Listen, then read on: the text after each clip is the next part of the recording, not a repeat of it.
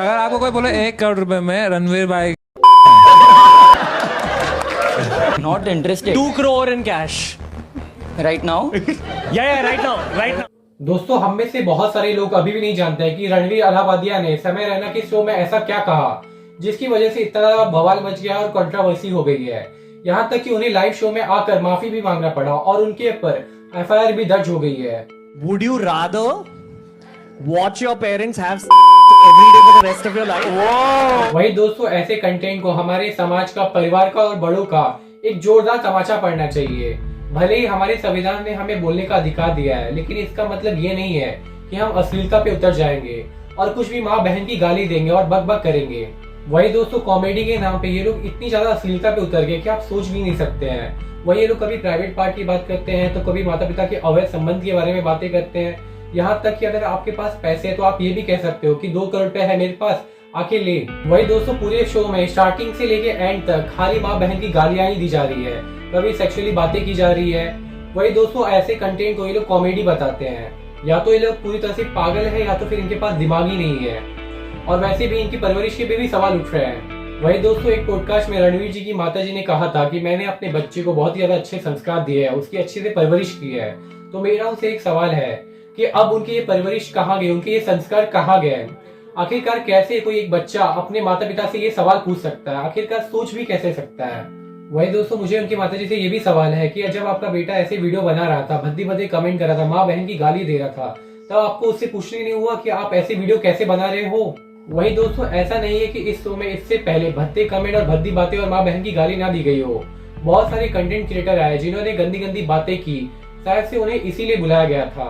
वही दोस्तों, लेकिन अगर हम एक ऐसे व्यक्ति की बात करें जो कि दिन भर अपने आप को ऐसा बताता है कि वो बहुत ज्यादा स्पिरिचुअल है, भगवान में बहुत ज्यादा भक्ति रखता है, यहाँ तक कि संस्कार की बात करता है, और वहीं दूसरी ओर ऐसे भद्दे बड्डे कमेंट और माँ बहन की गाली देता है, तो ये शायद कोई भी बर्दाश्त नहीं करेगा। ये पूरी तरह से एक दुगला इंसान ही कर सकता है, डबल स्टैंडर्ड। वही दोस्तों, लोग एक बार एक बुरे इंसान को तो माफ कर देंगे, लेकिन जो इंसान जो अपने आप को काफी ज्यादा अच्छा बताता है, हमेशा गले में मधुद्राक्ष की माला या तो फिर एक टीका लगाया रहता है, ऐसा इंसान ऐसी भद्दी कमेंट करे तो शायद कोई भी बर्दाश्त नहीं कर सकता है। आप जिसके लिए जाने जाते हो और आप उसके उल्टा करते हो तो कोई भी आप पे सवाल उठाएगा। और ऐसा नहीं है कि आने वाले समय में ऐसे शो बंद हो जाएंगे और भी शो आएंगे और भी शो में ऐसे भद्दी भद्दे कमेंट किए जाएंगे, लेकिन अगर कोई अच्छा इंसान ऐसी बातें करता है तो उस पर क्वेश्चन तो जरूर होगा। वही दोस्तों, कूल बनने के चक्कर में और थोड़े से व्यू ज्यादा पाने के चक्कर में आप जो हो वो ना बनकर कुछ भद्दी भद्दी कमेंट करना, तो ये तो लोग कभी भी बर्दाश्त नहीं कर पाएंगे। वही दोस्तों, पूरा देश उन पर कार्रवाई करने की मांग कर रहा है, चाहे वो महाराष्ट्र के पक्ष विपक्ष हो, चाहे दिल्ली के नेता हो, चाहे महिला आयोग हो, चाहे किसान हो, चाहे कोई भी हो, चाहे सोशल मीडिया इन्फ्लुएंसर हो, चाहे हम हो, हर कोई उन्हें यही कह रहा है कि बहुत हो गया, शट अप, अब उन पर कार्रवाई होनी चाहिए। वही दोस्तों, ये 3 चेहरे तो आप सभी जानते हैं जो कि कंटेंट क्रिएटर है, जिनके मिलियन में फॉलोअर्स है, यहाँ तक कि इन्होंने काफी ज्यादा पैसा भी बनाया है।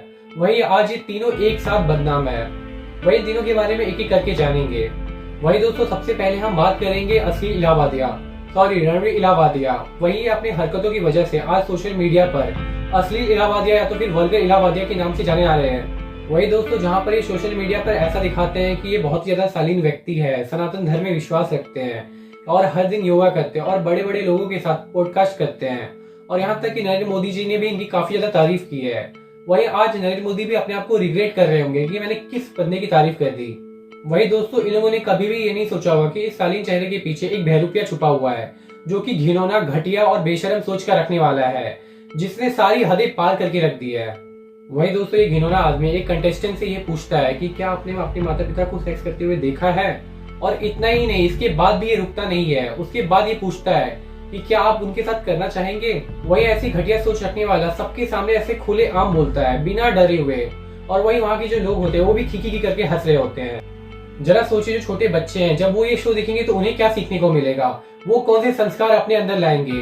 वही दोस्तों, इस शो में जो भद्दी बातें कही जा रही है, यहाँ तक कि वो जो बियर बाइसेप्स का जो लोगो है वो भी किसी विदेशी शो से चोरी किया गया है, यहाँ तक कि जो डायलॉग है वो भी चोरी किए गए। ये बात बिल्कुल सही है कि रणवीर इलाहाबादिया ने अपने आप को एक शालीन व्यक्ति के रूप में और ईमानदारी से अपने फॉलोअर्स गेन किए हैं और उनसे उन्होंने पैसे भी कमाए हैं, लेकिन इसका मतलब ये नहीं है कि आप अपने पैसे यहाँ पे लगाए। वही अगर हम समय रैना की बात करें तो वो पहले भी वैसे थे और आज भी वैसे ही है, वैसे ही कंटेंट बनाते हैं, तो ये लोगों के ऊपर ही छोड़ देते कि वो क्या डिसाइड करते हैं।